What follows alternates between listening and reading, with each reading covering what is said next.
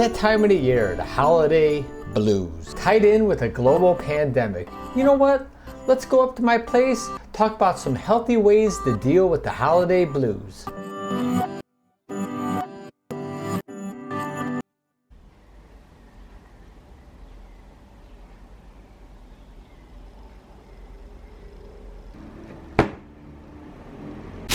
Let's get this all set up. Can you hear me? Loud and clear.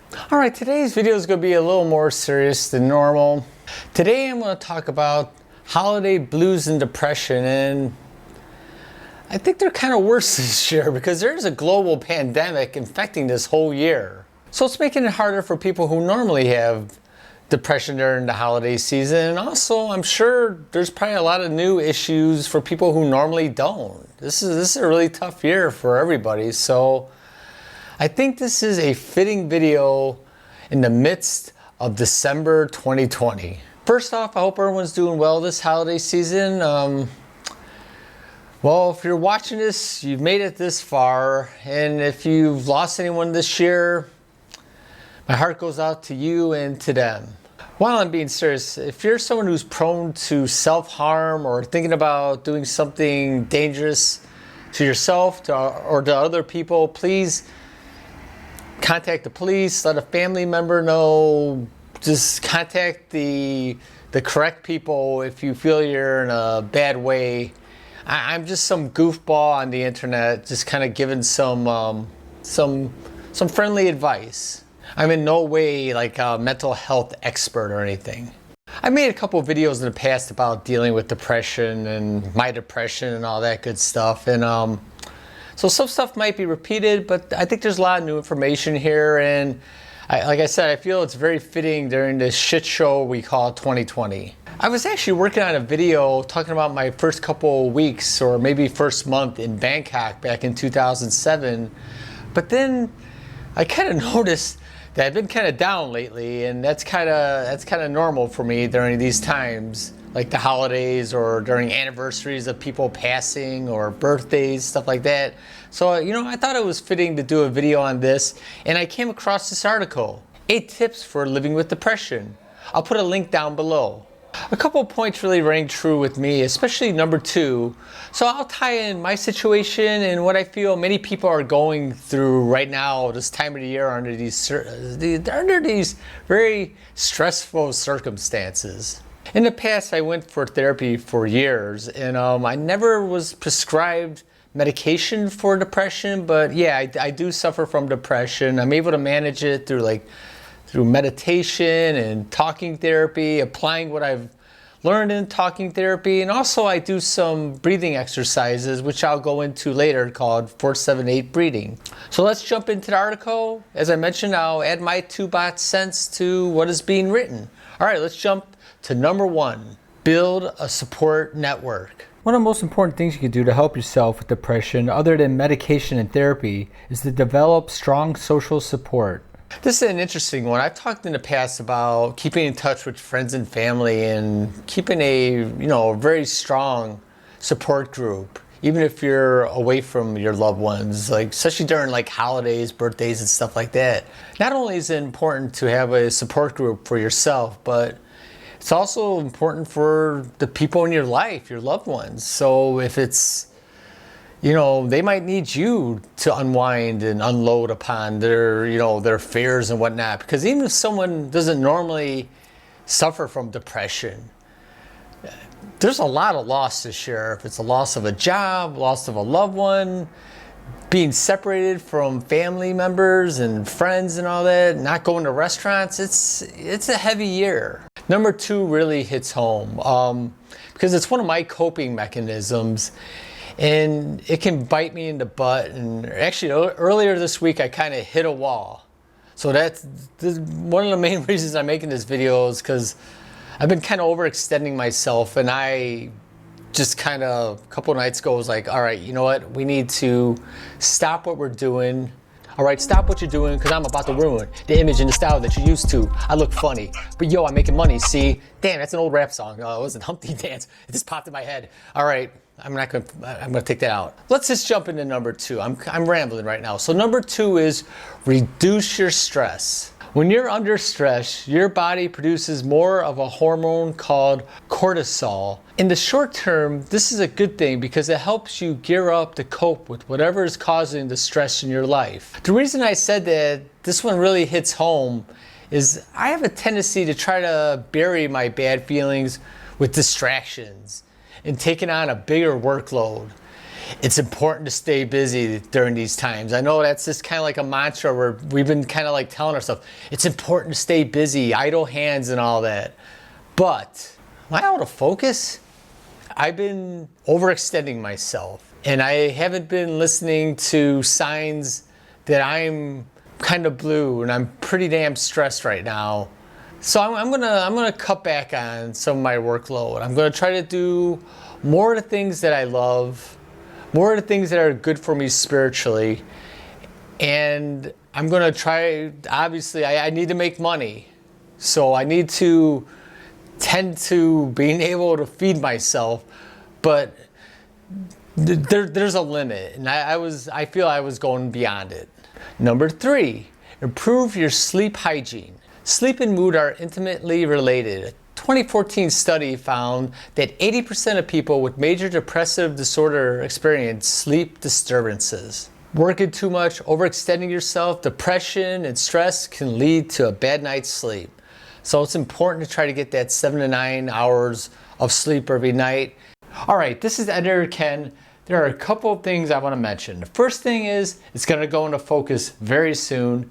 And the second is I forgot some stuff from the article. It's very important stuff that I do practice. The first thing I want to mention is at least 1 hour before going to bed, do not look at electronics.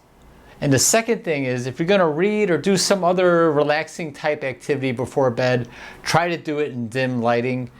And also, do not use your bedroom as an office, meaning your bedroom should be for sleeping and for having sex. And it is a miracle I did not burst out laughing like a little kid just now by saying the word sex. All right, back to the video. Because you need to recharge your battery. And if you're looking to be productive, if you have a good battery that's fully charged, you can be a more productive person.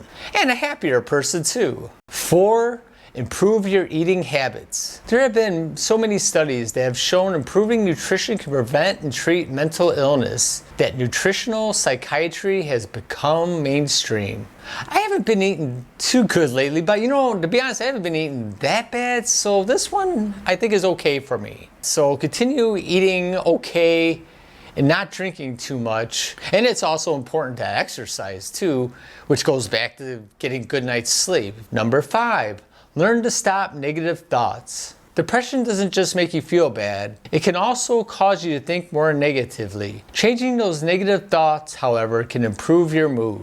The article suggests going to therapy, self-help books, all that good stuff. I think great ideas. Therapy, of course, I'm a huge supporter of it, and if you can find a therapist that you can connect with, better than finding gold. And also, try to read things that touch you on a deeper level. It kind of gives you a big world view. It's good to be informed, it's good to read the news, but there's only so much that you need to know.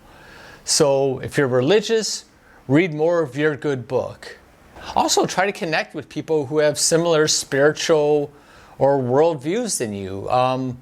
That's one good thing about this whole pandemic and being locked up and all that, is that the online community has grown. I like doing meditation. As I mentioned a bunch of times, I like doing mindfulness meditation. I do a couple other ones, but that's probably the most accessible for many people. It's a good way to be in the present moment, not to dread the future, not to regret the past so much. It can just bring you to the present moment.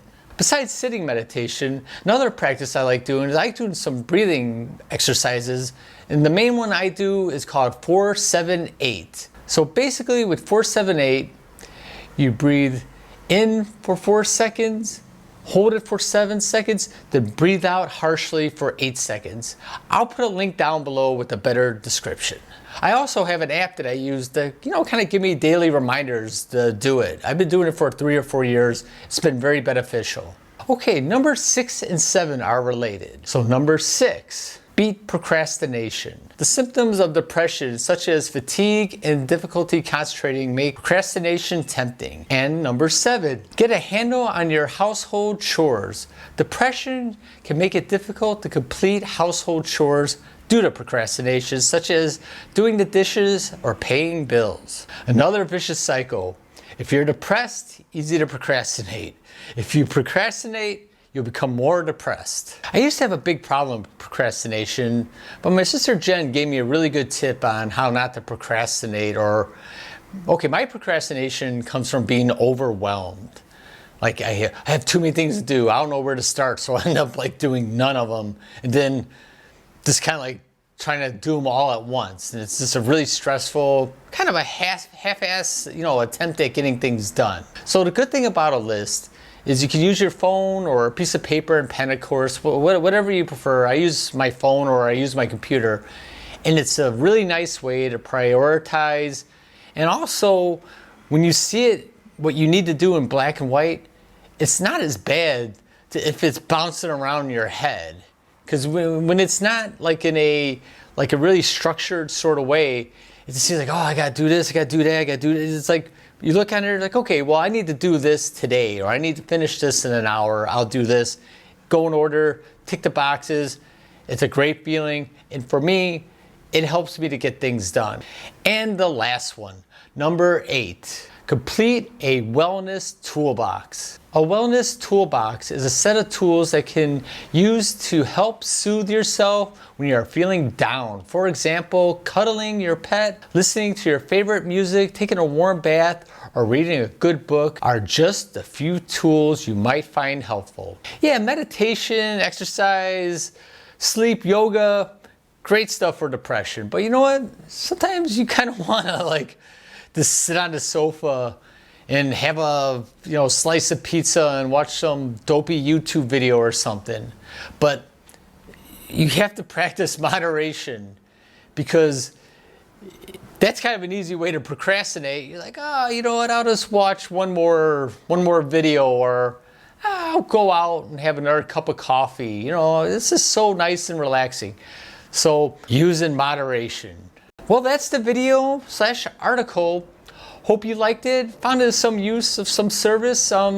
Please comment down below. Let me know what you're doing this holiday season. I hope you're all right. Hope you're not overwhelmed, depressed. I hope your feelings, I keep on going out of fucking focus. I hope you figure out some way to have some kind of gathering or something that you find enjoyable and pleasurable and peaceful this holiday season. All right, if you like this video, give it a thumbs up. If you're not subscribed, what the heck, baby? Subscribe. You're making me stressed and depressed. And if you're subscribed, please click that bell. Get notifications when new content comes out. If you want to contact me, click on the Instagram link down below. And as always, no matter who you are or where you are, push.